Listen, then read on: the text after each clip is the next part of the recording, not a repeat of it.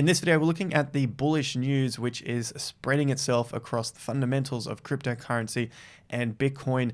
This year, 2022, is looking like a troublesome year for all of the markets. However, these are the best times to be accumulating when the rest of the market is fearful, confused of what's coming next, and generally waiting for the dust to settle before they get in. This is usually too late, but you guys are here. You're getting through all the messiness of the market. So let's crack on with the video. I've teamed up with Bybit for an exclusive offer for you guys watching this channel here and my brother's channel. It's $4,000 worth of ETH going away to 4 lucky people, $1,000 each. All you got to do, sign up to Bybit using the link down below and deposit $10 of any cryptocurrency onto that platform. It's going to be drawn in a few weeks' time, so make sure you get in early. Use the link down below, deposit the $10, your chance to win $1,000 of ETH, $4,000 going away in total. Let's get into the charts and what's going on in the market sentiment. The fear and greed is still sitting around neutral, and we've seen this play out for the last week or so. Now it has dropped into fear, but basically sitting at 44 to 54. So we've finally crawled our way out of extreme fear and now sitting in this neutral zone. The market doesn't know what it wants to do at this point, but I dare say if Bitcoin does break above our special level of 46K, we'll flip into that greed section. So 46 is the next target. We've had these on our charts for weeks and weeks now. It's been 50% levels, it has been support levels, it has been many other things in between. But you can also see I have the golden ratio, the golden cross, the death cross on the chart. The yellow is the 50-day MA, and the blue is the 200-day moving average. I bring this up because we're seeing the death cross, the golden cross, the death cross, and maybe we'll come back into a new golden cross as well. But it does look like it's winding up to what it did back in 2019 and 2020. So just a note that the downside from these tops, just using these levels here, to the lows, were around 60 odd %. So this is an extreme case. I'm just looking at extremes here. So although we're going to get this fluctuation of the price in Bitcoin as we continue to cycle through death cross, which is the 50 going underneath the 200-day moving average, so the yellow going underneath the blue, and back up, which is a golden cross, and you see it flipped back to the death cross rather quickly, back to the golden cross. Eventually, the market has risen out of the depths of those death crosses back into new all-time highs. So if this is what is going on at these higher levels, I dare say we get a few more crosses, a few more times where the market gets super excited and then turns into fear again before we finally take off into that next leg of the bull market. Now I'm looking at 2022. It's probably no surprise to you guys that this is going to be a churny year. It's going to be churny for the cryptos, which is one of the smallest asset classes in the world. And remember, I'm looking at everything here across the board, the stock market, the real estate markets, as they're the biggest markets in the world. It's going to be churny for those too. I'm not calling for any sort of recessions, but I think these are going to be some of the best times that we experience before the next leg of the bull market takes off. So if we missed out on 2020 with that big crash that came into the market, I think this is going to be one of the best times to accumulate, but it's only for the brave. There's going to be big swings, as we have seen in the market already. We've seen a 54% drop. We've seen a 52% drop at this point. And it doesn't mean the market can't drop from this point another 20, 30, 50%. We honestly don't know from there, but it looks like as a macro picture, so if I take my short-term trader's hat off and look at the macro picture, we've got a lot of big possibility coming up over the next couple of years. As for the short term, we are getting rejected just slightly at this point at 46K. Yesterday we had an update, the volume did drop off a little, and today we've got quite a low volume day at the moment. So ideally we want to see this close up a little higher, and then it looks like we want to attempt to break that 46K again. I think the market will then flip into some more greed, looking at our fear and greed index rather than sitting at neutral at this point in time. And that is then going to lead into some more altcoin mania, but at a very small pace. I think the bigger alt season mentality will come if we can cross back through 52K, which has been a very strong resistance level. We had a small double top here, you could call it a triple top, before the market gave way and tanked from that point. And should we get above 52K, it's going to be above our 50% level. It's going to be above the moving averages. and again above the resistance levels. So that is going to give a lot of confidence to the market. However, I'm not going to get too far ahead of myself at this point. It doesn't mean that the rest of the market is out. It could just be a bounce for altcoins, but for Bitcoin, it could be a nice consolidation before it moves higher. The Bitcoin dominance has taken a slight hit today as well as Ethereum gains some more ground. It's been rejected at 50%, beautifully hit at this point. So you can see how strong these 50% levels are. Learn how to use these and your trading is going to be absolutely amazing. It's a really easy tool and you can implement it for yourself. Longer term pictures are a lot easier, but get started however you can. As for Ethereum, small little inverse head and shoulders here. The main levels we want to see break are 33 and of course $3,500. That's my main level here because it is the 50% using the current bottom, which like we've looked at before, is seeming like a short-term low. Now this could be weeks, maybe a few months, but it could be a solid low, a major low for this part of the cycle if the market continues to put in higher lows, continue to gain ground and not break down to those levels. We'll know in the next few weeks. And we can't forget the total market cap. Now we're following this because this is all of the cryptocurrencies out there in the crypto space. 2 million or 2 trillion is the level to beat. You can see we've attempted it once, broke down, attempted it twice, broke down, and now we're attempting the $2 trillion level again.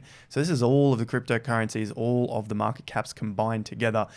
2 trillion is the level. Once we get through that, 2.25 and 2.5 trillion. That's going to be some good markers for the entire market to start to gain some ground and then consolidate above these levels up here so we can get going in this next stage of the bull market. Your early warning sign for this failing is if we attempt these higher levels, get rejected, and then the major lows that you can see in the swings start to break down. You'll know this first before other people because they're not watching swings.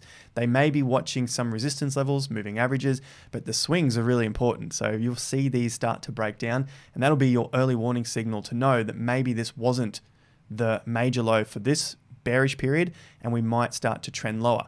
Now, somewhere in between that is we head up, and then we start to trend down and find our ground again at higher lows. That's also bullish, but it just means there'll be more time added to the consolidation, the accumulation of this period. So neither are bad. They're just different lengths of time and how long it's going to take before we reach some new all-time highs again. If you're wanting to learn more about investing and trading for the long term, check out our Patreon. Link is in the top of the description. We're covering this stuff weekly with our members, and many are getting really great results, understanding how to read the charts so they can implement this information into their own portfolios. And now is a fantastic time as the markets are down. This is the time that I love to do a lot more study because the markets are quieter. So if you want to join us for Monday morning's group call, check out the link in the top of the description. We'll catch you over there. Hitting the news headlines now, and it looks like the SEC is trying to clean up the cryptocurrency space. BlockFi gets a $100 million fine for their yield product. And this is something that seems so much low risk compared to the ICO that happened with EOS. And that happened over a year, and they only got fined $24 million.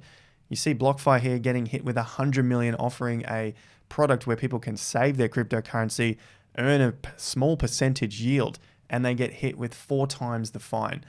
I don't know what's going on with the SEC, but either way, it looks like bigger businesses can now come in and start to offer different products like this in the space for the everyday retail investor to get involved. US Treasury reiterates that the IRS won't consider crypto miners, stakers, or coders to be brokers.